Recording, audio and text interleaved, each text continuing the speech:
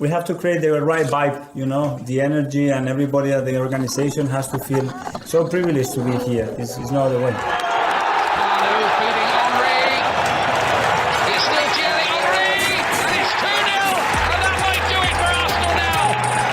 Thanks for listening to the Purely Arsenal podcast. Please follow us on Twitter at PurelyArsenalFP for all the latest Arsenal podcasts. Welcome to another episode of a Purely Arsenal podcast. It's a double Merry Christmas. Neil Shah is with me. 2 wins in a row. We've got to stop overachieving like this, Neil, haven't we? No, we don't. What's going on? Two in a row? What's happening, eh? 2 in a row. Someone predicted 1, Neil. I'm not sure who it was on this podcast. Really? I don't know.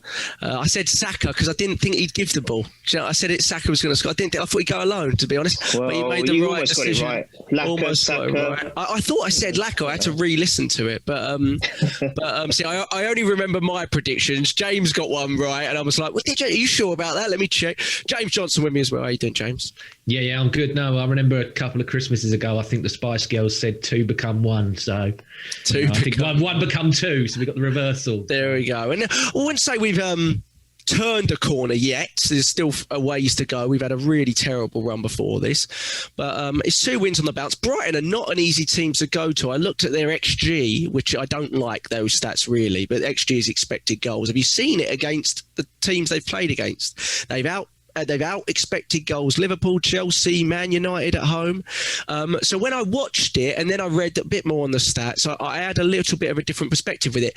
But obviously the result always plays into that. And obviously you look at it and you see a positive result and you try to take the positives from it.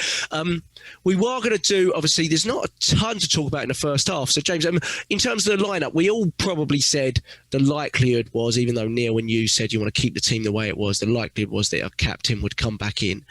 Did you expect, though, James, that he would come back in for an experienced player like Lacazette and rather than maybe one of the 3 or 2 youngsters that were in the front 3, James? Yeah, I honestly thought it would be Martinelli would go out and then he would have put Aubameyang back on the left.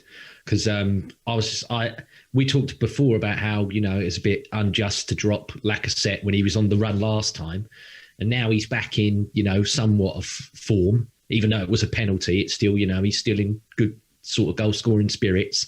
And so that was a bit unexpected for me. But no, I know you said you don't want to touch on the first half, and I agree with you. But it was so boring, wasn't it? It was really, really, and it seemed as though either they were all completely tired, which I don't really buy into because I think, you know, if they're out there, so, you know, if they're in the team, they're fit enough. And it just seemed all that zip and energy and everything else that we all bragged about against Chelsea just evaporated, didn't it? It just completely wasn't there. And you say about Brighton and their XG. Their XG is very high, but it's because they just can't finish. Their finishing's terrible.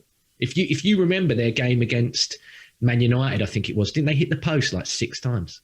6 or 7 times. Yeah, the strange thing, Jay, probably more to talk about is the fact that their lineup left 3 strikers on the bench, Maupay, Welbeck. And I thought, watching the game, they were trying to do a Leicester, which what Leicester did against us, you know, play with no striker and last 20 minutes, go for it. Yeah. But they never brought one on. I don't think they did. Maybe Maupay came on. They brought Maupay on at the end, yeah. Right at the end, though. But they had no intent. Just a very odd choices. And Brighton, I mean, they made 6 changes from the previous game where they battered West Ham. So their fans were kind of livid in the, you know, you look at our fans always, but you see it. I saw a lot of Brighton stuff coming up on the Twitter feed. It was quite surprising. I'm not really sure what his intention was there, but that makes it a little bit harder to play against. Maybe a slight explanation for the first half performance if we hadn't seen it so regularly from this Arsenal side against teams that sit back. Yeah. I mean, the 2 glaring chances, they had the one where El Neni completely passed it to, I can't remember who the player, is it Gallagher or something his name was? And he rushed at it. He snatched at it too quickly. But yeah, El Neni again, a second game in a row where you're really questioning what's happened there. And that's a guy that we all seemingly thought he turned around. But again, appearances can be deceiving, can't they? I think it's when everyone else plays so bad and he plays well, he stands out. But it's like maybe he's not as good as we think he is. It's just the others have been really bad, so it makes him look good. But there was that one, and then there was the other one where the cross come in, and they all seemed to miss it. I mean, I can't remember the geezer's name. He was the Brazilian kid that was against Bellerin. Bernardo, I think it is. Yeah, I think Bellerin had a good game anyway compared to his usual, but that guy had him on toast first half. The guy was absolutely destroyed, and I was just like, mate, you got to buckle up because he's doing like every single time as well. I was like, Bellerin, mate, you're just so out of position. Like where is your speed gone and everything? It was awful. It was awful. Yeah, and we're going to talk a little bit about speed because I'm sure the old Webster Aubameyang thing's going to come up a little bit, and we've got a lot of questions. So thanks for the questions. Some really great questions this week after the game. Obviously, probably get more questions now. You know, people are a little bit buoyed by the win. But Neil, let's just touch a little bit on. Well, let's move to the second. I don't have a lot. I mean, they had 8 shots in the first half to our 1. So the concern was, although we had a little bit more of the ball, it certainly felt like we did, even though on the stats it was coming up 50-50. The progression of the ball became very, very slow. Our movement wasn't so great. Neil, I want your opinion on sort of how you think Aubameyang affected the front line. Obviously, we know that he's not in a good vein of form. We know that, but in the first half it did feel like there's this theory amongst a lot of Arsenal fans, and there's some sort of evidence to back it up, that Martinelli and Aubameyang together doesn't really work, right? They haven't started together a lot under Arteta. I'm not sure this was the first time, but it doesn't happen that often. I think he did it away at Burnley last season. It didn't really work. So the argument there, Neil, is really did you see anything in this game that showed evidence that they could play together? And if you didn't, how do we incorporate our captain back into this sort of front 4 lineup? First, sorry, James. The first half was so boring that whilst James was talking, Jack was more interested in the Liverpool game. It's hilarious when you watch it back. It's so funny. Mane header. I can't believe what he missed. I'm sorry. It's It's not you, James. It's probably because the first half was so boring. I was looking up some stats. This is Jack. All right, James. Whatever. Most people listen on the podcast feed. To be honest, actually, I mean, although we said that the first half was pretty dire, I did see a lot from Smith-Rowe in that first half. He was still driving and running with the ball and travelling with the ball and getting into pockets, and he's a revelation. Oh my God, that kid is a revelation for me, as well as Saka is. But I mean, apart from a couple of bits from Smith-Rowe, it was pretty dire. The Aubameyang thing, right? For me, firstly, no, it didn't work, obviously. I don't think it worked. I don't even think he should have been picked.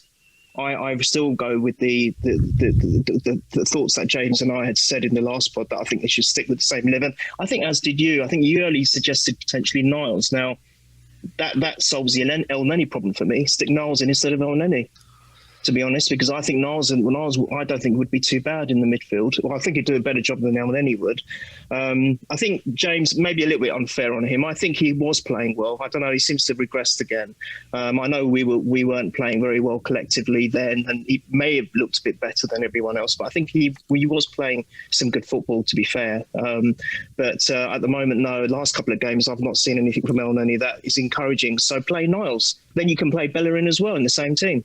Anyway, forget that. So Aubameyang, I don't think he should have played. I think the way we get him back, we're sort of jumping around it a bit. The way we get him back is he has to win his place back for me. He's certainly devoid of confidence. He's off form. A couple of opportunities he had, he would have banged in all day long. I can't remember, it was near the end, and I can't remember how it all set up, but he just fluffed it. It was Martinelli for the first one. Was it Martinelli that whipped it in? It was almost. It was almost. It was a flash finish. He got it on target. We want him to have those kind of chances, Neil. Yeah, absolutely. So that's a good thing, because in recent weeks it's just been like, well, he's just absent, right? He's just not there. Yeah. So we're creating the chance, and he had another one which was pretty much exactly the same as the Fulham game earlier in the season. Yeah. And it just went way wide. I mean, that's the one I was referring to. Yes. Sorry. Those are the two you're talking about. And I just think that's just confidence. I mean, yeah, okay, we'll keep banging on about lack of service. Yeah.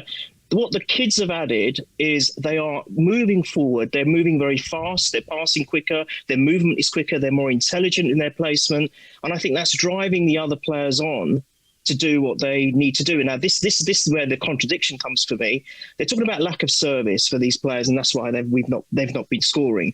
But how is it that when these kids come into the fray, that they are actually starting to get into better positions, play better? So it's to me, it's not just about the lack of service. It is about the way they play as well and where they set up mentally, Neil, and how they approach a game. The one that he hit on the slide, you can't get better service than that.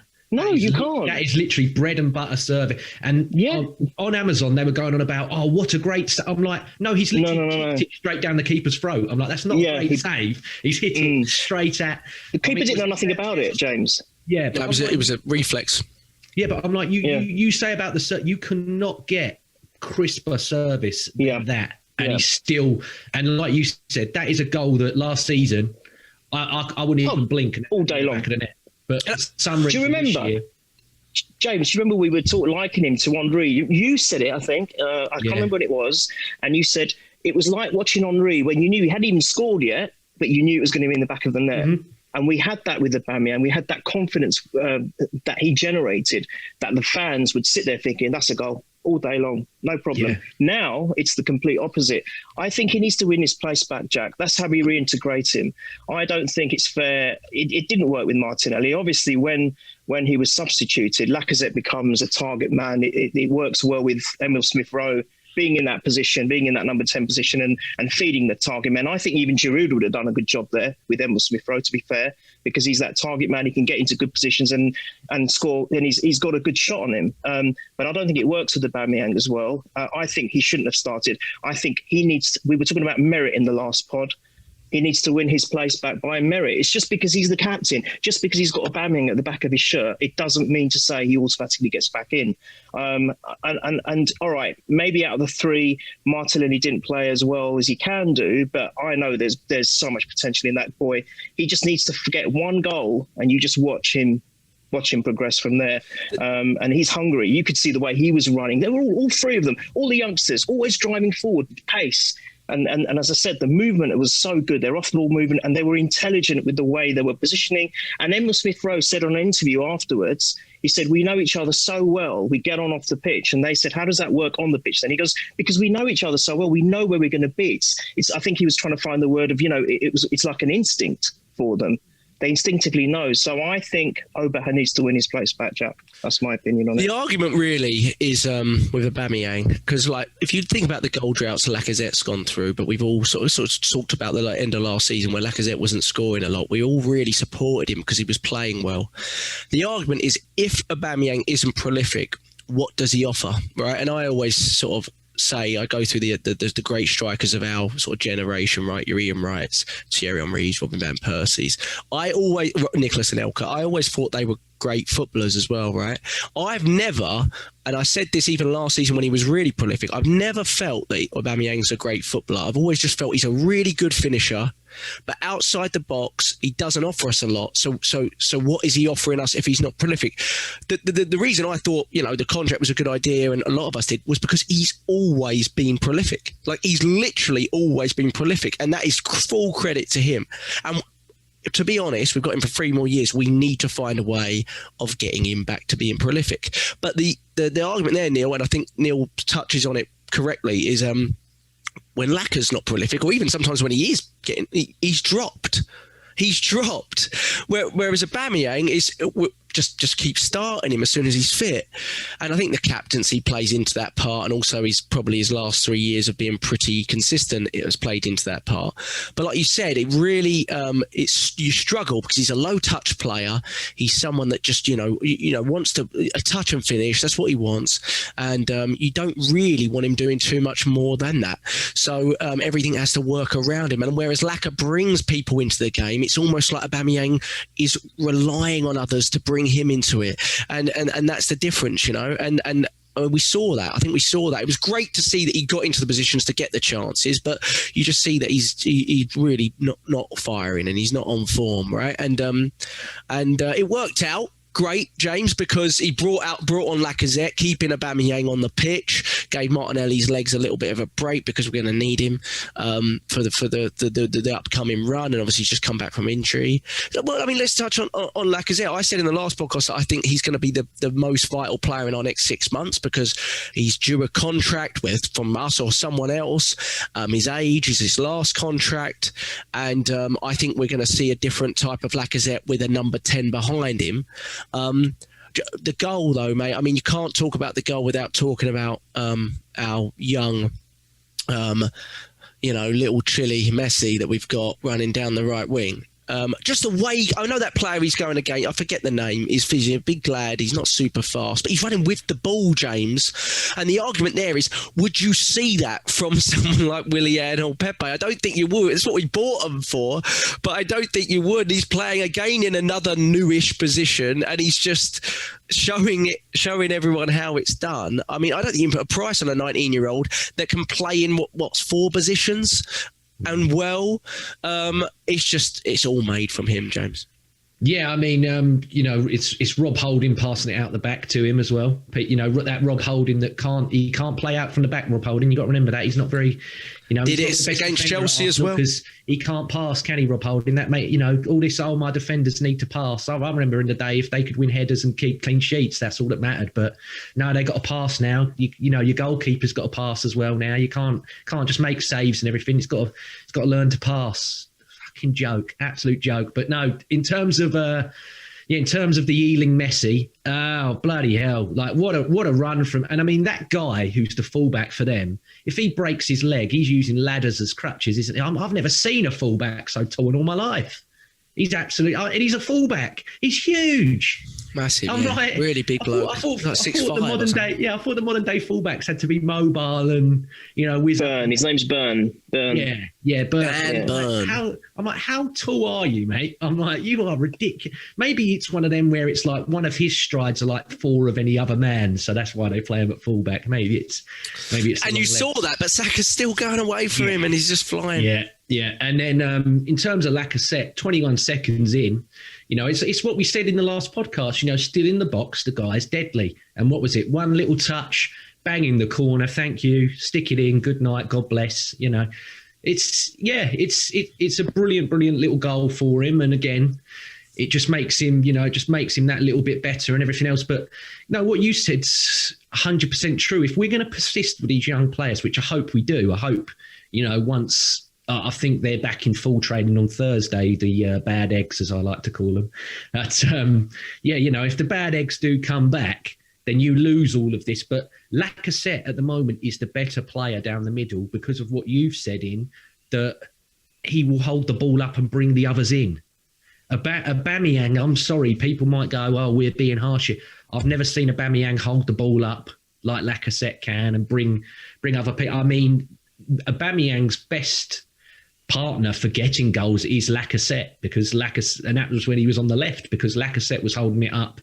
I think the only strike partnership that had better than him and Lacazette and Aubameyang was Fraser and Wilson when they were at Bournemouth. I think they were the only 2 that had more goals. I think they had 13 and Aubameyang and Lacazette had 11. So, obviously there's still that there that works that you can always revert because you can always drop Martinelli out to an extent and go, right, okay, I'll stick Aubameyang back on the left and I'll put Lacazette back down the middle.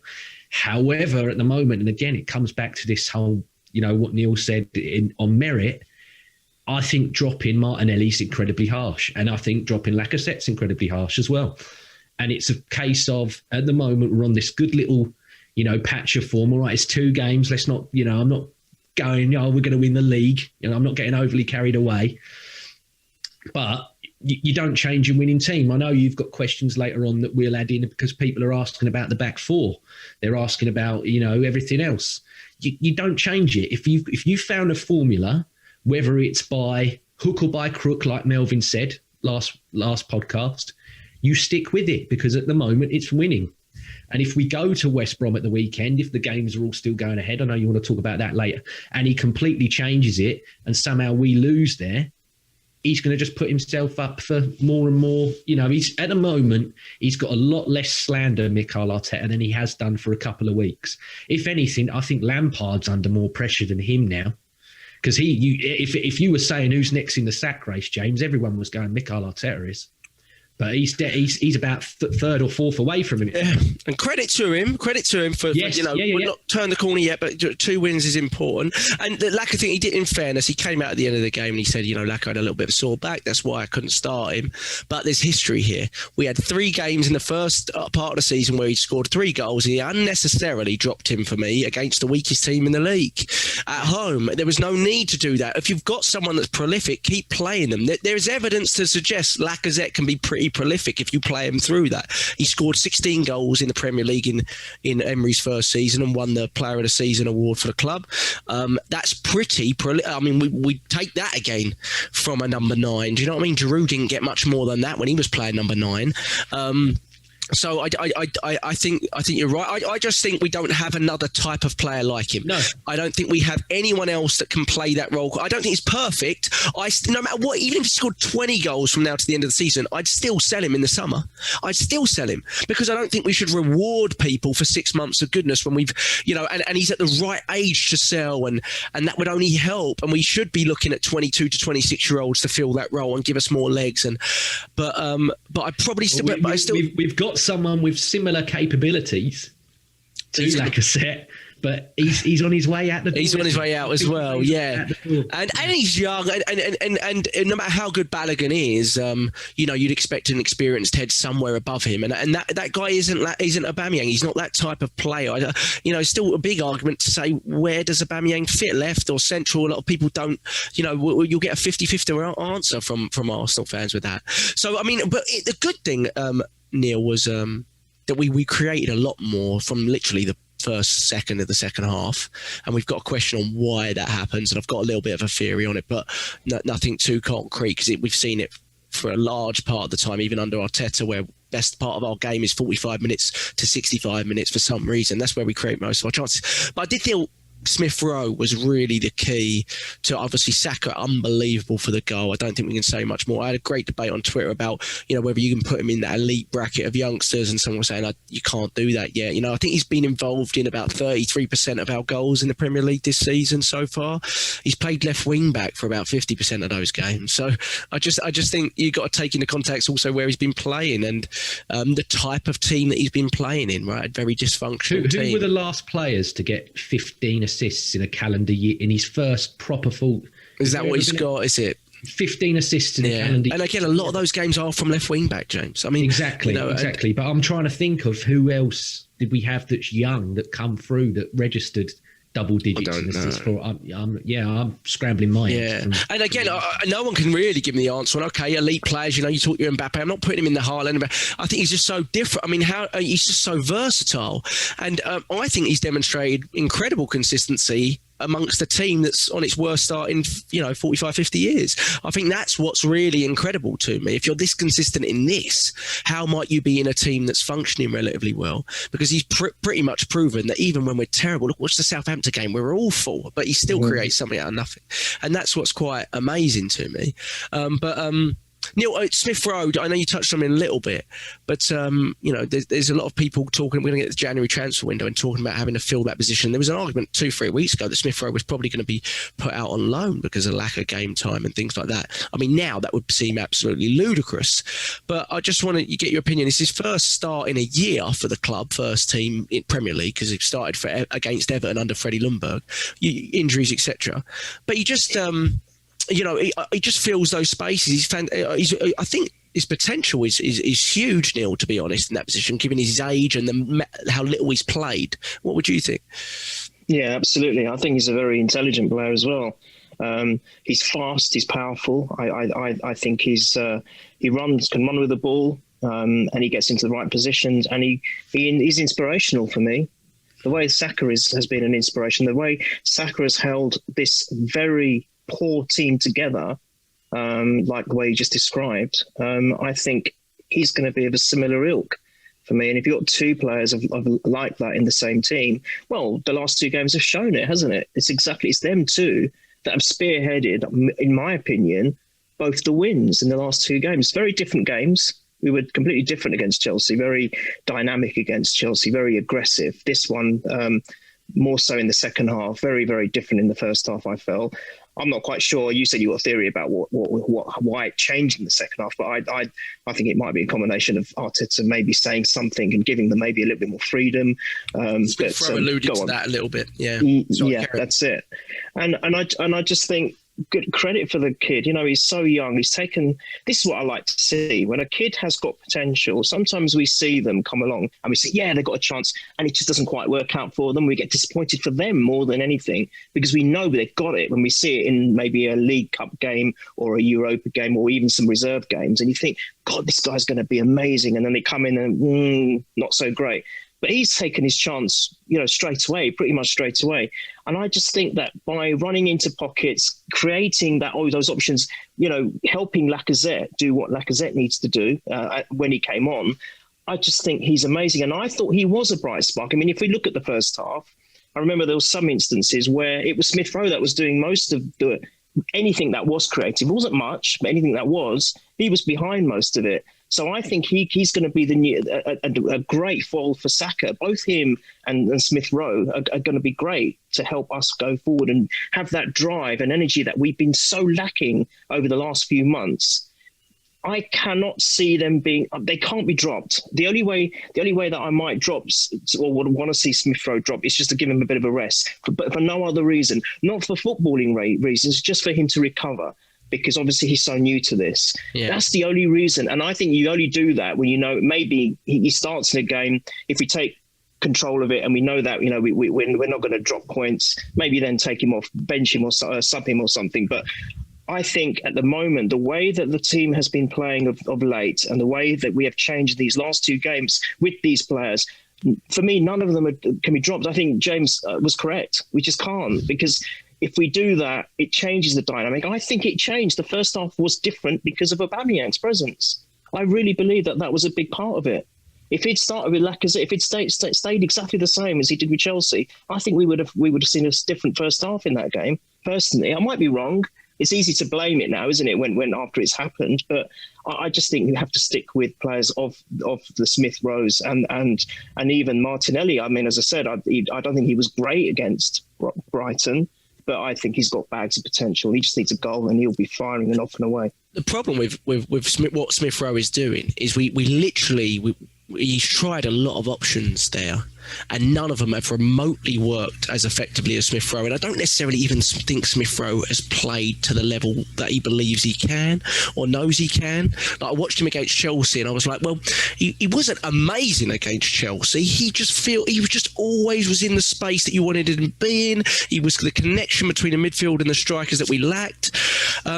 That what I really want, and we'll get to the transfer window in a second, is an experienced player in there of quality, not past experience, naming no names, that are in the squad or not really currently, but an experience that can just share the load, right? Because I don't want the expectancy to be on him absolutely every game to provide. And if it doesn't, it's fine, because we've got another player that comes in. But at the moment, we don't have that player. We don't have it. Willock can't do it. No. Willian, he's not really tried him there, but let's face it, he's been awful everywhere else. Lacazette, deep tech, we already know. Look at him, the way he's playing with the 10 behind him. So we've not got that player. There is one, maybe. There's Saka. One, yeah. Saka Can play anywhere, yeah. But again, I mean, really, we've struggled so much down the right to find some sort of partnership and some sort of cohesion. I honestly think he's nailing down. I agree. I mean, we're literally looking at, we always talked about so many options down the left. So what do we do down the right? We've got nothing works. And, lo and behold, just play your player that can play anywhere down the right and you'll be fine. And that's what it's worked out. But this actually goes back to, he tried this against Leicester last season at home when Eddie Nketiah got sent off. And it was our best first half that we've played under Arteta. Don't you remember the goal was Ceballos to Saka, whipped it into a Aubameyang goal. And we conceded late on to Vardy because we went down to 10 men. But that first 45 minutes was incredible, and that was Saka right, Laca central, Aubameyang left. And so he has got a history of actually doing it out there. I think you've got to stick with him out there, to be honest. But I think you're right, though, Jack, about getting an experienced player in that number 10 role, because obviously the other thing, touch wood, and we're the worst club for it, is injuries. And God forbid if we put too much pressure on him, overplayed him, and he suffers an injury, then we're back to square one again. So I think I agree with you on that one. That we need to share the load for that place. Sure. Just before we do some fans' questions, James, just a thought on your boy, Mari. I thought I was a little bit tentative about him in the last game, but I thought he looked really solid alongside Rob Holding. Obviously, we spoke highly about Rob Holding in the last game, but I thought they looked really good as a partnership. We've got a question on Mari in terms of like the Gabriel return and all this sort of stuff, but I thought them two and Leno deserve a lot of credit for seeing the game out quite comfortably and not as nervy as Arsenal fans usually are, James. Yeah, to keep the uppies in the first half. Oh, that one, yeah. I was like, whoa. But then, no, it was all right. But no, what I liked at the end, though, when that was right near the end of the game, is when I'm trying to remember if it was like a header or something from their corner, and Leno just laid and sat on the ball for ages. And I was like, brilliant. I was like, because he never used to do anything like that. He'd quickly throw it out and, but I'm like, no, he's learning a bit of the old dark arts and time wasting there. I'm like, good. No, I was really impressed with him yesterday. I thought he was much better, even including the Chelsea game. And that's what I want. When I ain't got nothing to say about Leno, I know he's had a good game. When I don't have to make a comment, I know he's had a good game, don't I? But normally I have to make a comment about him because he does something wrong. So, I call it as I see it. But no, he was relatively fine yesterday. And Mari, yeah, for me, I think the guy got a lot of unnecessary flack because obviously he was injured and he was another one of these, it's an Edu and an Arteta buy and all, because he got lumped in with Cedric. And, I don't believe he's a Kia player, Mari. If I'm wrong, then please tell me. Gets lumped in with Cedric a little bit, doesn't he? Yeah, I don't know if he is a Kia player or not, but no, since he's come back in, he's done really well, and I think he's got quite a good partnership developing there with Holding actually, and like we said about Holding, I thought he was perilous in the air. I think the aerial bombard, they were pumping the long balls through the middle yesterday, Brighton, trying to get something, and I thought he was brilliant on all of his headers and everything, especially near the end when they had the corner. He headed out their corner with great aplomb, old Holding. So, and in the first half, they troubled us set pieces, I felt a little bit. Yeah, no, I was just very, very impressed with both of them. Just nice, comfortable.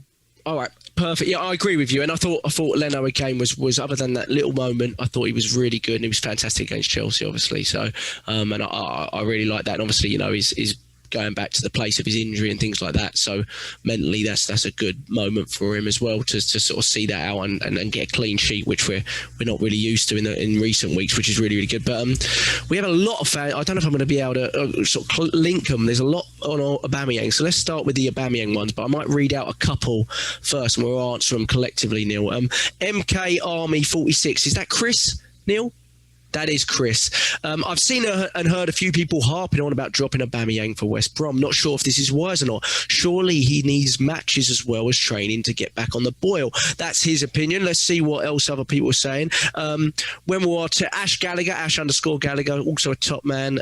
Thanks, Chris, for that one. When will Arteta select his team based on form? Laca has earned his right to start. Auba must fight to get it back, which is a bit like what Neil was saying. And then Nick, another top man, Nick P81. Said should Auba be dropped, bring him on as a sub until he scores to get his confidence back. Neil, you seem like thank you for those 3 questions, but you seem like you're more in that bracket of him having to sort of win his place back rather than just playing him through it. Absolutely. I mean, there is an argument that how can he then regain his form if he's not playing, which, it's right, but then that's unfair on the players that are on form, isn't it? That's really unfair. If the players are there at the top, and they're playing well together. It's not just about scoring goals, it's how they approach the game and how they play together. And they make the most of the service that they do get, which we weren't seeing before. I'm sorry, I know it's Aubameyang, I know he's a captain. I still think he should be stripped of the captaincy. I don't think it's doing him any good. I'm saying strip him the captaincy for his own good, not because I'm having a go at Aubameyang. The captaincy should be given to someone else, maybe Tierney or someone like that. But I just do not think Aubameyang should be wearing the captain's armband. But I'm definitely with you think Nick understand and you Ash hate him. Gallagher. It's fine. We all know you hate him. It's all right. You don't have to. I wonder if an easy Why is it I'm always the fall guy? You know, I was the one Leno out. I'm the one this. No, shush. The only I was Arteta. The sort of, you know, the uproar and the you know, the media loving, they'd love that, wouldn't they? Oh, and Arsenal have stripped, you know. So the easier way to strip him from the captaincy is if you're not starting him, he can't be captain, that kind of thing. Do you know what I mean? But I agree. Look at Lacazette. Last season, he was way out of form. He wasn't playing. We brought him on against Wolves for 20 minutes. He scored, and then boom, suddenly different Lacazette. So, yeah, I agree with you, Neil. I think we're at that point now. We've played him a lot, in fact. I know he's had a few injuries, calf tightness, but we played him a lot before that. And he's had a bit of, you know, he's been off form for a few months, Aubameyang. So it's not worked, has it, to continue to play? Even his body language, Jack, it's not right. He's like such a happy person, even when he's playing. He's always smiling. He's always laughing. It's just not there anymore. You know, there's something not right, I think, with him. And I think he needs to rebuild that himself. No one else can do it for him. I think he needs to rebuild. And maybe being on the bench and having to come on as a sub and maybe doing well coming off the bench. I want it. I want to see Aubameyang score brilliant goals again. Of course I do. You know, as I've always said it. For me, it's the interests of the club that override everything else. So if he comes on and he thinks, well, I've got to really pull my socks up here because Martinelli, Saka, Lacazette, even maybe if we do by miracle keep Balogun, they're all outshining me. You know, I've got to do better. So you know, I think that's the answer. For me, that's the answer. You know, that's my opinion. I'd share his game time with Martinelli. Bring him on maybe for 30 minutes off, and bring Martinelli off if because Martinelli just puts so much into the game, doesn't he? So much energy into the game. Maybe early on in his return, you want to just manage that a little bit. So that's what I would do, especially as we already spoke about them two maybe not having that link up as opposed. I mean, it doesn't quite work. It doesn't feel like I didn't really see any evidence as such in this game that told me otherwise. So good questions. James, there's one from @BobLex, top man. Can we get Edu and Kia to sell Luis and Willian, considering we need to get rid of non-homegrown players? I think I'll take that. I think it's very unlikely. I'm going to say it's very, very unlikely. Well, Luis has only got 6 months left, so you know that one's. I don't think we're going to continue on beyond that. Willian, good. You're not getting rid of him, but he's going to see the 3 years, I think. So I think the likelihood of removing Willian from the squad is going to be pretty difficult. But you've got to manage him, and I'm not sure how you do that at this point, to be honest, because he certainly shouldn't be starting. If he comes back into the starting lineup for West Brom, I'll go mental. I really will. That's just not on. That's not on. At Barrage, Simon Budgie Topman says, James, first half was so Leicester, back to the same old lack of creative spark. Please explain why so different from the first half to the second half, but three great points. #purely Arsenal. James, do you have a theory on it, on why we're so sort of different? Do you think it's an intention from Mikel Arteta that he's seeing, you know, teams that are sitting in banks of four and that they'll tire in the second half? Or because we see it so often, do you just think it's the way the games are kind of going with us and we just tend to have a bit more urgency about us towards the end of games?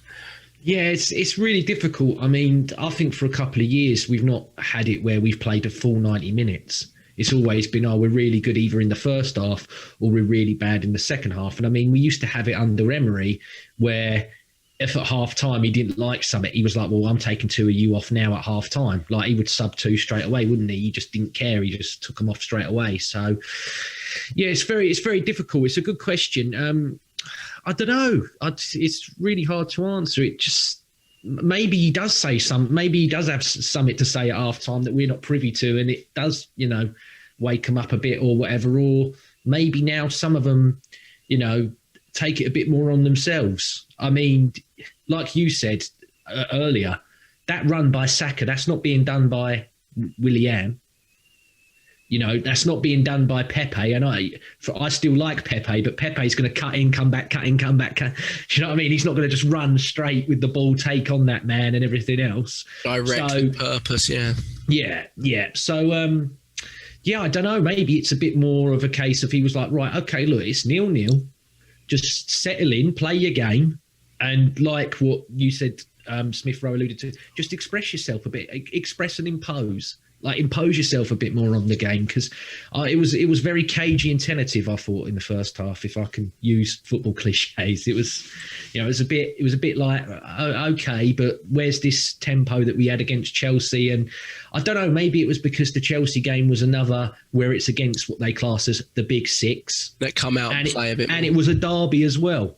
Yeah, it to an extent. A lot of people still see these London derbies as big games, and obviously Brighton are near us, and they're fighting as well. So we should have had a bit more motivation for it. But no, I think we do tend to struggle against these teams in the low block. And I mean, if you're going to go talk about the window in a bit, Basuma yesterday just proved everything that everyone's been saying. I'm like that. Yeah, he was terrific.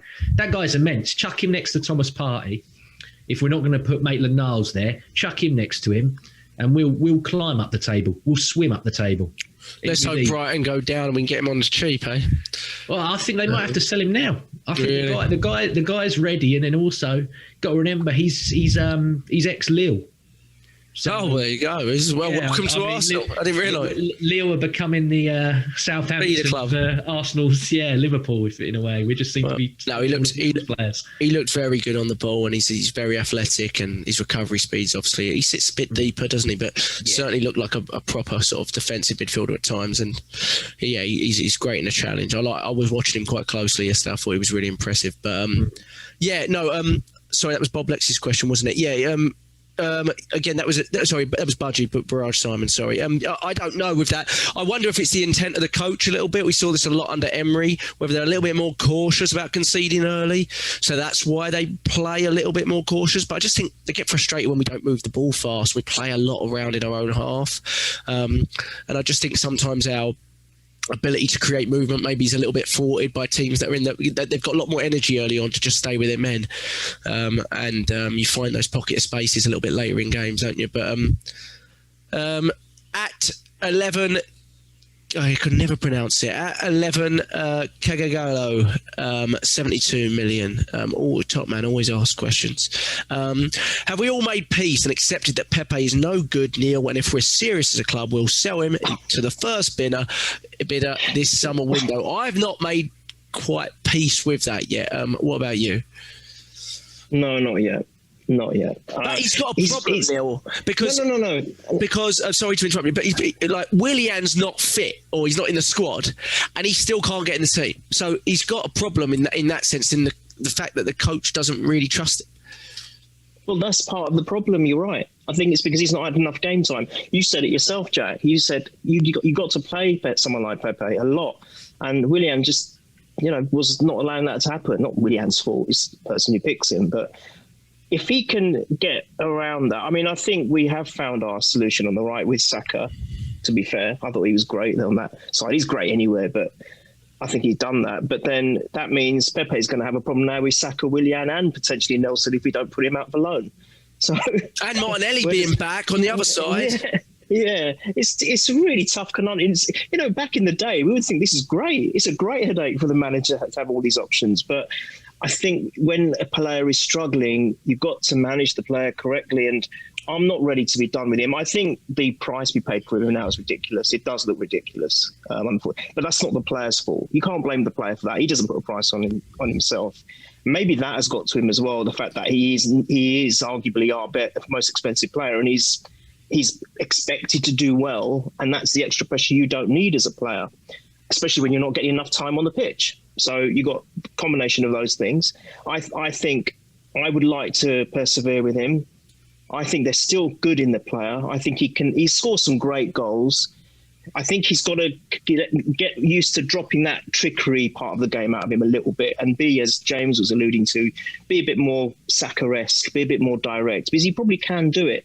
I've seen him hold the ball and beat players, but then he tries to beat about 5 in one go. And eventually he's going to lose it. So I think he's got to try and, if he can get that out of his game, I still think he could be a great asset for us. But it depends on what Arteta feels about him, you see. And if Arteta's going to keep choosing Willian, he's got no hope. And then in that case, we might as well cash in and try and cut our losses. Yeah, so I'm not ready to give up on him. But at the same time, for his benefit, what's good for him? If he's just not going to play, what do we do? It's the confidence thing as well. If you look at it, next to Aubameyang, he was arguably the best player in the cup final.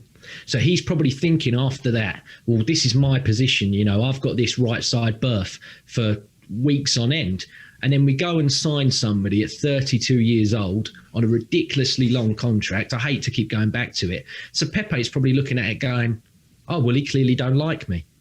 And then obviously where he's been dropped, he comes back in, he does a stupid thing against Leeds, and he throws his hand up and goes, yeah, I was stupid. And again, his confidence is so knocked, but it just comes back to the application and the intent. When he is picked, you need to play and you need to score, you need to assist, because the person in front of you at the moment, and this is what I like about these young players, because these young players are like, no, all these in here, I can take that shirt off them. That's my place. You come take your place back off me.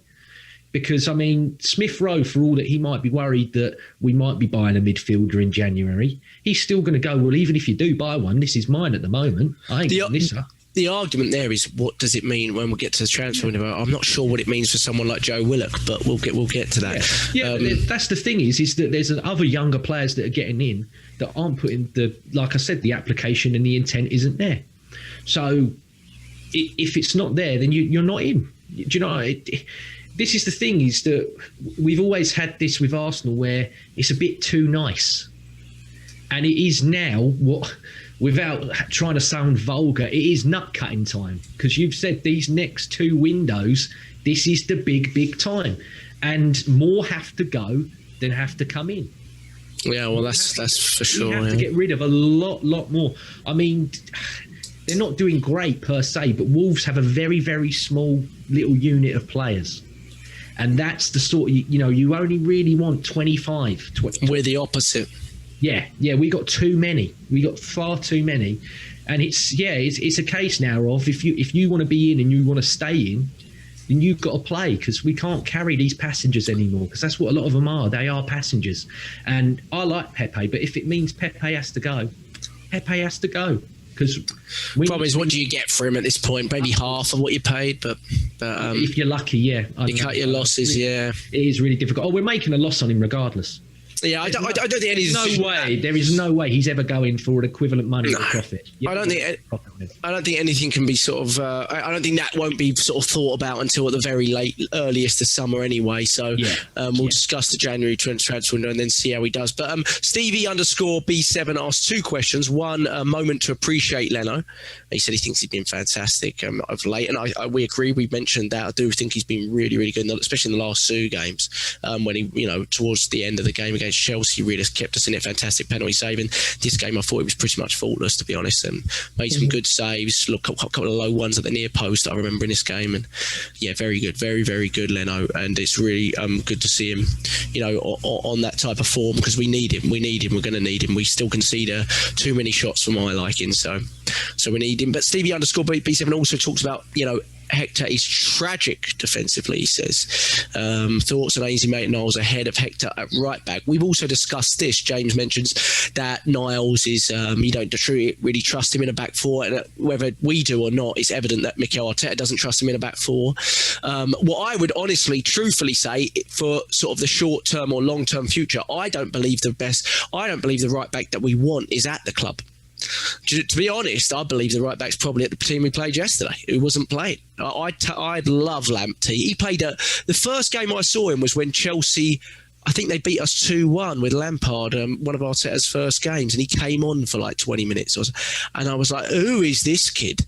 And I remember he just flying down the wing, but just full of energy, brilliant going both ways, pure athlete. And while I think Niles is probably still the closest to that, I do tend to think, which is shocking, that we've got 3 right backs on the books, and I don't think we've got one that's probably the future of the club, to be honest. But I don't know. I mean, I do like Hector Bellerin's movement going forward. I think he's always looking to create, but we always have questions over him defensively, and I think we have questions over him athletically, right? And then your questions with Niles are a little bit different, maybe. How is he on his final ball and all that sort of stuff. So Stevie, I do agree. I mean, I mentioned Niles I felt he should start this game, and he didn't. And I like Niles, but I think long term, I expect us to actually go and get a right back, which is crazy because Aaron's from Norwich. Aaron's, well. He's also been linked with Barcelona apparently. Yeah, if you can't get Lamptey, then Aaron's from Norwich is a really good. Yeah, he's a good signing, I think. Yeah, absolutely. I want to get I had one more great discussion. Hold on, I'm trying to see. I've asked for too many questions. That's what I've done.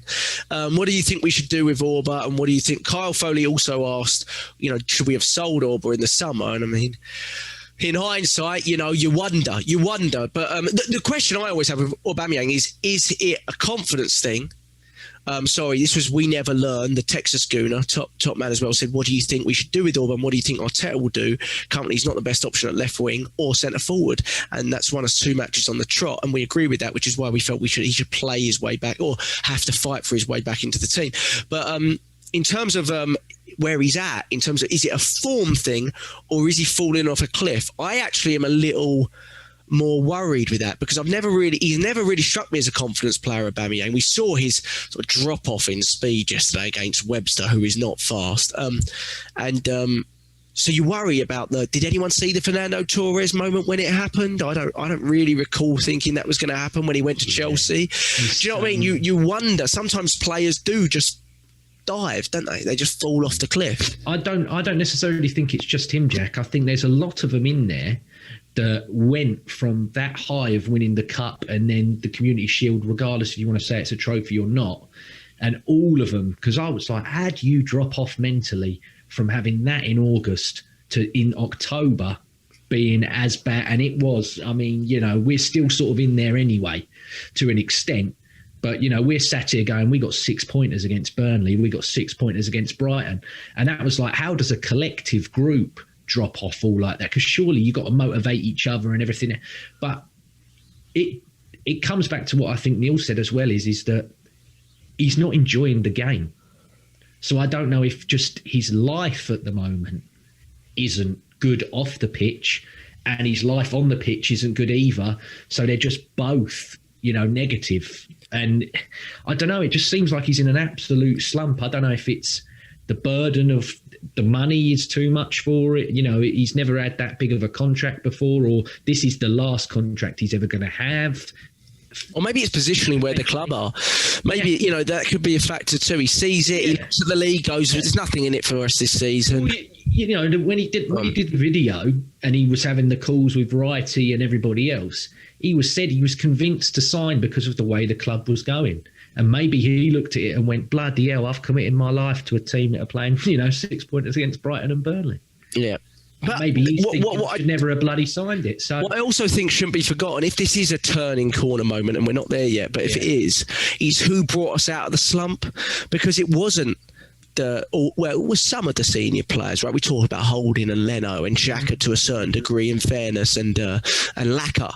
Yeah. But really, what brought us out of it were these kids that have no experience of doing it. No experience of being in this situation, and I don't think we should forget that. And when it's your captain, I think you have the right to expect a little bit more in moments like this from someone like that. Your responsibilities are greater, so I think that's a little bit unfortunate. When he scored against Southampton, I thought, well, that's it now. He's going to start flying again, and it's again. There's been points where you thought, here we go, and it's not, which strikes me again as a confidence thing. If we stay like we said and keep the team as the one that Chelsea, if he comes on and he gets like what you went earlier, Lacazette versus Wolves, that might just bring it back in. Yeah. Maybe I think he's a player that probably flourishes more in teams that are winning, but when it's not going right for you, I don't necessarily think he's one you want, right there all the time, because maybe certainly this season he's just not looked a shadow of himself really. But should we do I think I might have missed one question. I'm sorry if I did. If I did, I'll get back to it because I wanted to get you going. James, Neil, let's go with you. I know you don't like transfer rumours, but what do you want to happen in the transfer window? What do you expect to happen? Do you expect any incomings, and what would you like in terms of outgoings as well? Like outgoings is probably easier. We've got to get rid of the deadwood. Everyone. Yeah, pretty much. But certainly Socrates, Mustafi. I would even say Elneny. I know that might sound harsh. I think wow. even, Right. I don't know. I'm not sure, but I think so. Who's the other one I wanted to say? Mustafi. You don't expect Ozil to be I think the sale's out of the question. No. Just No. Ozil will just sit there earning his 350,000 a week. He's quite happy. I agree. I think I'm dreading it, but I think Willian's going to turn into another one of those as well. I think that was such a bad move on our part. Cedric Cedric is another one. There was another. I can't think of the name now. Oh my God, what's the one? Oh, Kolasinac, of course. Kolasinac. You know, the players like that are the deadwood we need to get rid of. And incomings, I'm like you, Jack. I think we do need to get someone to help Smith-Rowe, but only if it means we get that person and he turns out to be amazing, and then it completely puts Smith-Rowe on the sidelines, and then we never see Smith-Rowe again. That's the only bit that concerns me about it. But at the same time, I still think we need someone there, almost like a mentor. And almost as someone who can support him, and then they can shine together. If he manages it well, and we get equally a good proportion of play from both of them, I'm all for that. So that's the first one. But the other one, which James actually made a massively good point about, was I think we need a goalkeeper. I know you're crying out for a right back, or certainly because you don't think the three that we do have are not really the quality that should be at our club. But I think a goalkeeper is probably essential, because that kid, 25-year-old kid, doesn't inspire me at all. It could prove me wrong, but it just doesn't inspire me. So if something happens to Leno, where do we go? And we're not in a position to feel luxury if we lose someone like Leno to an injury, God forbid, because we're fighting for relegation. So we need what we have. We have to have the best of the best to be able to fight that. So I would say goalkeeper and an AM. Personally. Oh, goalkeeper. Oh, yeah. That's a really good point. Yeah. Goalkeeper and attacking midfielder. James, similar question for you. I'm just writing down what you think we need. If you've got names for me, Neil, great. If not, it doesn't matter. I'm just writing down what you're hoping for, and you believe. And do you believe we'll get that? Do you, a goalkeeper and attacking midfielder in January? I think I struggle. We're probably. I don't think so. If we get one of the two, we'll probably be the AM for me, because we've been linked to 2 or 3, haven't we? Quite strongly. We have, and I wonder if it's going to be a loan, maybe not a purchase. Yes. But for me, more importantly, like you guys are saying, we have to see those departures, because I think that puts pressure on Arteta as well. It's like, I remember in the olden days where you used to have, I know I'm really silly analogy, I know, but state schools, comprehensive schools versus private schools. Private schools, the classrooms were that much smaller. So then you get each child gets more attention and more quality of attention, whereas state school, the classroom's that much bigger. And I just think it's like the squad Arsenal's got at the moment. It's so big. You know, Arteta could be struggling. He's struggling anyway, as we know. He's going through a bit of a patch and he's got to get out of it. But he's got so many players to think about. I think if we can cut that down, not just financially it's going to benefit us, but even from a management and a coaching perspective, it's going to benefit us as well. So that's more important for me. Yeah, cutting the squad is vital. James, and the same question to you, but do you think we would need to sell in order to purchase? And if that's why I say the loans. And if you do, I mean, Neil mentioned names there, Socrates, Mustafi, Kolasinac. Even if they do go, which I think is a long shot in January, we're not going to get money for them. Same with Ozil. I mean, that's out of the question. So if we did need to we really wanted to make a purchase of your attacking midfielder or your goalkeeper, which I believe you believe that we both need as well. Where do you see the money coming in order to purchase that? Because I'm making the assumption that we can only buy what we can sell. I think we might be in that predicament with everything that's going on, the position the club's in, COVID, the fact we spent 50 million in the last second of the transfer window. I would presume that is probably a likely scenario, that we would either loan or we'd have to sell to buy. Let's assume that is for a second. I mean, where are the funds if you want to go and get a Buendia or a goalkeeper like David Raya or someone like that? So for those players that we link with that are in the Championship, that funds I can see is already there. Because from what I read, Buendia's available for 15 mil. There's some clause in his contract, I think it was, that if he got relegated, and it was a team that qualified for Europe, because we won the FA Cup, we got in, that they could purchase him for 15 mil. I read that yesterday. So if that's correct, I believe 15 million, we've probably got that already. In terms of a goalkeeper, again, it comes back to, will it be this David Raya, who was linked very highly, or will it be an older, I think, is it Bravo that was at Man City, was linked previously, wasn't he? Is he still there? I think so, but I'm not. I don't rate him. And then you've got the other lad that's at Man United that's desperate to go. Is it Romero? They're one who is Argentina's number. He's the one that Martinez wants to displace. Is it Romero at Man United? He's desperate. Yeah, he's. Oh, good point. He's got Henderson and De Gea. Yeah. He's desperate to go anywhere. He's got massive wages, though, I think. Yeah, I believe so. He probably does. Yeah. So it's one of them. Is it going to be a younger one again, or is it going to be this seasoned vet? And then in terms of the outgoings, the usual suspects. Yeah, Neil's correct. They're all the same as mine. But it would not shock me if someone come in for Granit Xhaka for relatively good money. And it wouldn't shock me if a Niles or a Nelson was sold for relatively good money. And I believe, and it pains me to say it, and I hope, Neil, cover your ears because you're not going to want to hear it, but I believe that Balogun will go for nearly 15 to 20 mil as well. I don't think we'll get anywhere near that for him because he's out of contract in the summer. So you've got 6 months left on a player that could just sit for 6 months and probably sign on with a way higher wage. I think at best we'll get sort of 6 to 8 for him. That's my opinion. But I just don't see how you can get that sort of price for a player that's got 6 months left on his contract.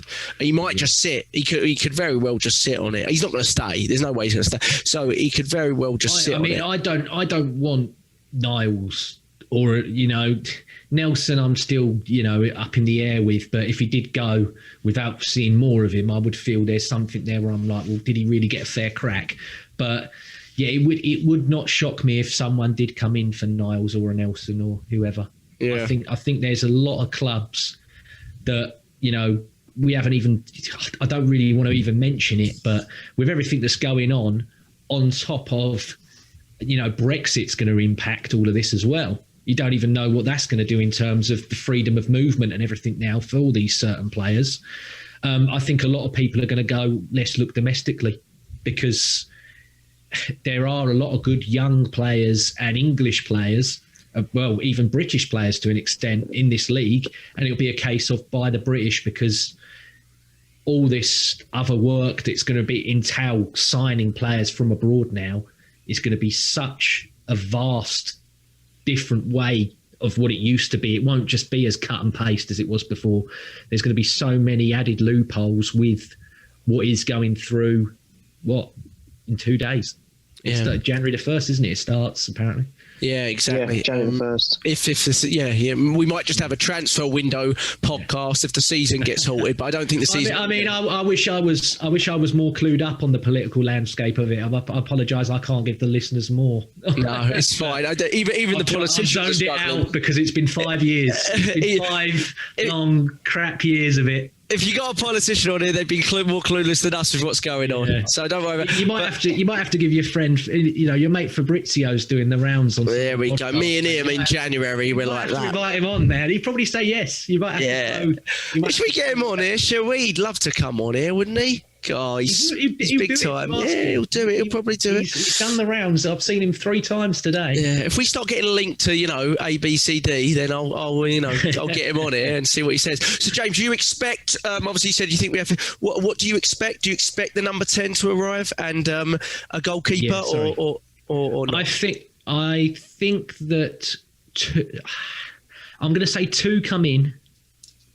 And then 5 or 6 go, either sales or loans. 2 come in? I think we will. Yeah, I think we'll loan a few out. And that'll be goalkeeper and 10, would it? And then loan a few out. Yeah, but I still think if you do sell Kolasinac, who's your sub left back? That worries me because I don't want to put Saka back there. Yeah, I don't either really, but I think we could risk. I don't think Lashley will go anywhere, to be honest. But No. my the only difference is with you is I think we will spend on a number 10 actually, because I really hope we don't look to the short term, even if it's like a 6-month loan. And you hear about Ericsson and Isco. I really hope this sort of last 2 games has enlightened him to the fact that we need to be signing players of like the age group of like 22 to 26, and we can't keep going to short term solutions if you believe it truly is a process. And if we're in the position that we're in, 13th, 14th, what is the best expectation at this point in the Premier League season anyway? I think it's a relatively long shot we get into Europe through the league. If that's the case, then go young. Go young for the player that you want for the future. Don't get the stopgap player in who's not been doing it for 2 or 3 years at the current club because you think they're going to get you to 8th or something. Do you know what I mean? Like go young. And if you've got that, if it is the 15 million deal, I've watched Buendia quite a lot. I like him. I think that would be a great purchase to go and get. And someone that's proven in the domestic league. And do either of you see a madness?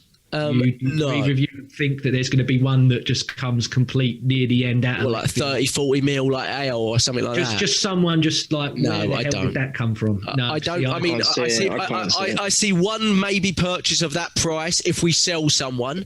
And I think a goalkeeper is really needed, but I think it can only be a veteran at this point, maybe on a 6-month loan, one of those ones that's out of contract or something, like I mentioned, like Shay Given in the past, or Joe Hart, where Spurs, the lot down the road got something like that. And I am worried as well, if for the goalkeeper coming in, because there's been some rumours about a goalkeeper today with Arsenal about us being linked. So the only thing on the no name, just saying that we are looking for. I got excited then. Yeah, obviously. What about the name will scare us more as we got this bloke in.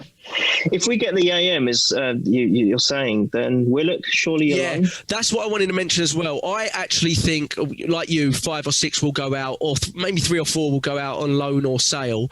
I would strongly consider a sale of, you're not going to like it, but of Willock, of Eddie Nketiah, or of Nelson. I'd consider a sale of one. I agree. The reason I say that is less so on Nelson, but they've all played quite a lot for the first team.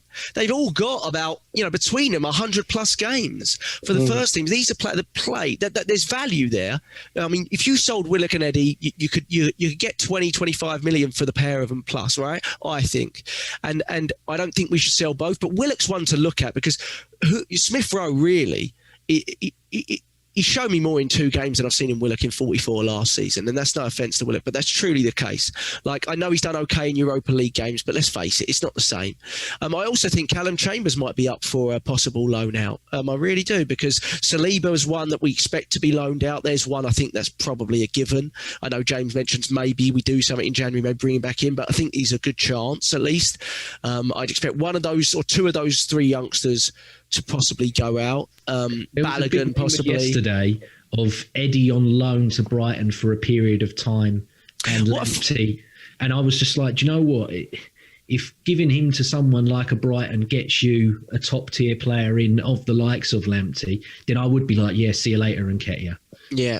If it was used in like a swap, then I'd 100%, no matter how much I like the guy, if it got us some strength and somewhere else to an upper echelon level, which I say Lamptey is, then see you later, Eddie, because we got other people that if getting rid of an Eddie gets us a top tier player and then potentially gets Balogun away in, then I'd take that every day of the week, no matter how much I love him. I'd take that every day of the week. Yeah, well, that's the one thing, because we have to remember with Eddie Nketiah, he only has 18 months left on his contract, and unlike Balogun, who has been offered something, Eddie hasn't. We haven't even opened contract talks with Eddie Nketiah. So there is the argument there, same agent, etc. But there's the argument there that that's possible. It'd be really left field from him because Eddie's still part of the first team. But when you've got someone like Laca firing and Martinelli coming back into the swing of things and being able to play centrally, you do wonder, whether his minutes are also up, because games in the Europa League now are no longer the group games. They're no longer games you can throw these players into. So I think Willock or Eddie. About this Swedish boy as well. Yeah, Muller. Yeah, more like 6 foot 10 or something. I think he might get a look in eventually. Because he's being amped up a lot. So. Yeah, so I think 4 or 5 out on loan or sale. I would include Chambers, Saliba, possibly Willock or Eddie, and possibly Nelson in that. And the biggest sale I could probably see, like you, is Niles. And if it's going to happen to get money in, that's probably the most likely money in sale, I think. I think the rest are pretty unlikely. You don't think get actually money in? I don't think he'll go, no. Not at this point. I think in summer we'll reevaluate it. I think at this point, in fairness to Xhaka, I think he's showing he's probably the best of the rest when Partey's not fit.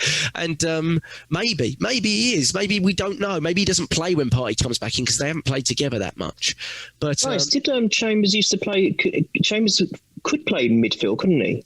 From what I remember. But I don't. I know you weren't big fans of him. No, but would you not think he would be a better? Would you not think he'd be a better option than El Neni? No, I think he moves the ball too slowly, and that's saying something coming from the field. But I think in comparison to El Neni, you think? Yeah. I think he's got a centre back written all over him, to be honest. And I'm not forgetting a very good centre back when he was fit for us. And he just signed a new contract with us a year or two ago. But I'm just saying, loan him for 6 months again to a Premier. I thought you meant sell him. Okay. No. I'm saying loan him. But all these loans should be to Premier League clubs only. I don't think Chambers would accept another loan. He's like, you've done it 3 times now. Do you know what? I don't think he would, other than the fact that he's returning from injury, and and where's his game time? Where's his game time? I think he'd just go sell me. I think he'd just go, just sell me, because I can't keep doing it. I'm not against that either. No, neither am I. And I like the guy. I like Chambers when he come back in. Yeah. I'm like, no, there's no clear real pathway for you here, mate. No. So go somewhere and play every week. Yeah. Well, maybe a loan with a purchase option or something like that. Fulham might take him back. And all these loans need to be in. Willock, Eddie. If you're loaning them, Nelson in the Premier League. The only one that I'd forgive that was Saliba because of the issues etc. that might be going on. But again, we've screwed up that situation. Predictions: West Brom. They've just lost 5-0. I think it's a bad time for that kind of result for Sam Allardyce. He's trying to get the league stopped, or he's come in, he's been here 2 days, he's getting his $2 million a year, and he's gone, stop it all so I can get $2 million a year from home and just play darts like I've been doing for the last 2 years. What a joke that is, by the way. I take it very seriously, of course, but you took the job on. You don't take the job then. And then people saying, well, when you need money, come on, he doesn't need money. Get out of here. Neil, what's your prediction for that? I think he's going to really play a little bit similar to what he did against Liverpool. It's going to be really tough to break them down. We know what Sam Allardyce teams are like. I know Leeds did that, but we're not really that type of team. We don't have that. I don't think we have that kind of result in us at this point. Neil, what's your predictions for West Brom away? Saturday night game. We do not do well notoriously in those this season. I'm dreading it already, to be honest. Neil, what's your prediction? Yeah, I think it's not going to be great. I think it's going to be a bit uncomfortable, to be fair. But I hope he starts the team that we've been hoping for. The one that he started with Chelsea. I hope Lacazette plays.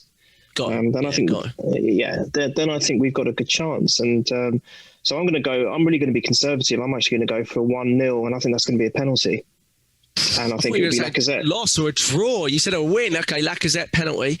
I take it all day. Yeah. I think it's not going to be an easy game at all. No. Because we also know Sam Allardyce got this job and he was already talking about the Arsenal game.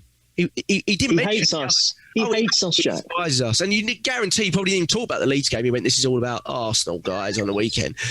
You know it. He loves playing against us. I'm surprised he's never managed them lot down the road. He'd love it, wouldn't he? Yeah, gosh. Well, let's hope they're in a predicament where he needs to go into that club. That would be fantastic. James, what about you for a prediction? So it's tough because I said the other day that I believed that we'd get 4 points out of these next 2. Yeah, so you can't look back on that now, can you? Well, looking at how they played the other night, I'm with you. I don't think we've got it in us to spank somebody. However, I'm still up in the air whether football will still exist this weekend. So it's hard to because I'm like, he wants the extra time. He wants to have more time with it. It works in his try. Yeah. So if it goes ahead, I'm going to say that we're going to fluke it 2-1. And First goal scorer. I will go with. I'm going to go with Xhaka. Wow. Set Free piece. kick again, is it? Yeah, something like Any changes to the lineup from this one? I wouldn't, but it would not shock me if that he put Saka on the bench just because he's played so much recently. Yeah. And I think he potentially could put Pepe in. Yeah. But I'm not saying do that, but I think, I think he'll keep it the same. I think he'll play Laca instead of Martinelli this time. I think Martinelli will go to the bench and Aubameyang will stay on the left. I think he'll play a front three of Auba, Laca, Saka with Smith-Rowe in behind, I think. Probably, I think we'll see that. And because I think there's going to be so little space because they're going to sit deep. And I wonder if Martinelli works. I don't know, maybe he does, but against that kind of space. Again, I wouldn't mind seeing Niles come in somewhere, whether it's El Neni, who I thought was really poor against Brighton, actually. I thought Xhaka kind of held it together in there. And or for Bellerin, if Bellerin just needs a breather. Do you know what I mean? But I think Niles is at the least good enough to come in as a rotational player at this point and keep the standard that we've been setting for the last two games. So I'll go 1-1. No, I won't. I won't go 1-1. I'm gonna change that. I'll go 3-1 Arsenal.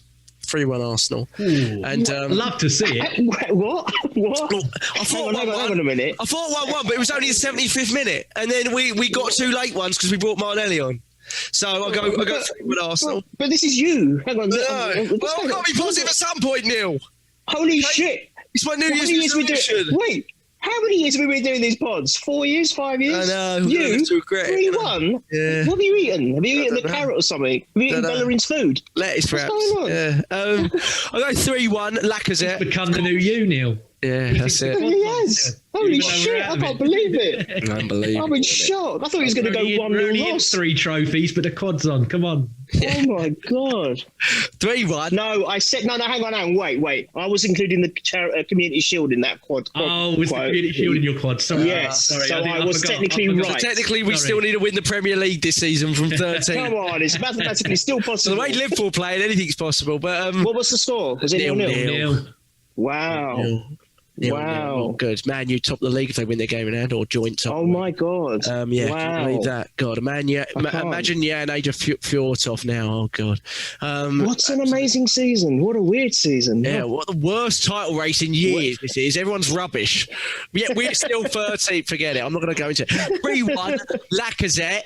I'd love to beat him, wouldn't you? I'd love to beat him. So I'd really love it. And if we can win that, New Year, you start to think we are turning that corner. Really, if we can get 3 wins on the bounce and 2 away, it would be. So really hopeful. I think it's gonna be a really tough game, very different. I wouldn't trust the last result at all. They are building towards this game. I'm sure of it. So.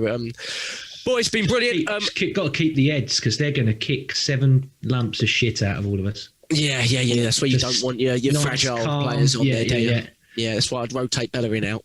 Get him out of there. We have to draw chalk around him, won't we? I'm joking, Hector. I'm joking. Dear gosh. I'll cut that bit out. Boys, Happy New Year to all of our listeners. Happy New Year. You boys. Thanks, guys. Obviously, enjoy it sensibly and safely, not getting too political. And, hopefully we're back straight after the New Year with another winning podcast. Listen to us on YouTube, please, at Purely Arsenal, FP on Twitter. Look for the YouTube link, but we are on all the other podcast apps. But just subscribe to us on YouTube. That way, if we do a live one, which we try to do every now and then, it crops up on your YouTube. And if they hit the little bell as well, forgot to mention that last time. If they hit the little bell, they get a notification every time. Every time a new one goes up from Anthony, they get to see us 3 beautiful faces or whoever else is on. So there you go. You know what I mean? Straight away, instantaneously. You can't knock that, can you? You can't knock that. That's what you need. And it's free. Free of robbing us blind. James, Neil, thanks so much. Up the Arsenal. 2 wins on about. Happy New Year to everyone. Thank you so much. Take care. Let's beat Allardyce. Let's go. Let's beat him. I can't find the stop recording button, so we're still going. Where is the stop recording button? It's next to the record one, and it should be there. Oh, stop video. Is that it? No, stop video. That stops your camera. It should be next to the record one. You should have blooper. Hold on. Stop recording. It moved to a different window. Zoom's done an update. Hey, Zoom's done an update, lads. All right, cheers. Anthony, keep this in.